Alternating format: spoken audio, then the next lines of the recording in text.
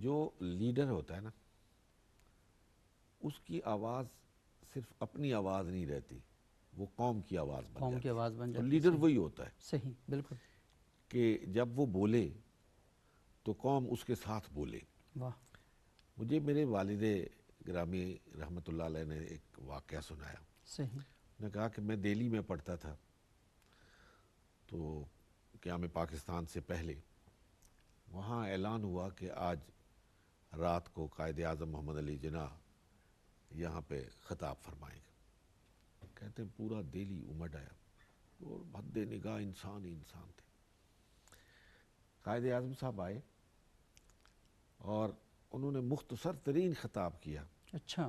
مختصر ترین، وہ کہہ رہے تھے کہ وہ 2 یا 2.5 منٹ کا خطاب تھا۔ اچھا۔ اور انہوں نے اپنے ہاتھ ہوا میں لہرائے اور اس طرح مٹھی بنا کے چاروں طرف گھوم کے کہا مسلمانوں متحد ہو جاؤ، واہ۔ مسلمانوں متحد ہو جاؤ۔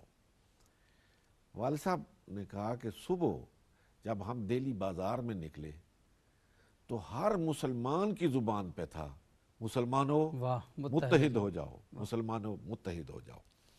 میں سمجھتا ہوں کہ آج کے دور میں اور پاکستان کو آگے بڑھانے کے لیے جو لوگ جذبہ رکھتے ہیں ان کو بیک زبان قائد اعظم کی اس کہی ہوئی بات کو اور اس نعرے کو گھر گھر میں اور ذہن ذہن میں اور دل دل میں پہنچانا چاہیے کہ مسلمانوں متحد ہو جاؤ، متحد ہو جاؤ، مسلمانوں متحد ہو جاؤ۔ اور یہ جو قائد اعظم کا فرمان تھا یہ دیکھیں قرآن سے آخذ کرتا ہے۔ جی، قرآن کہتا ہے نا وَاعْتَصِمُوا بِحَبْلِ اللَّهِ جَمِيعًا وَلَا تَفَرَّقُوا، کہ آپ آپس میں متحد ہو جائیں تاکہ آپ بنیان مرصوص بن سکیں۔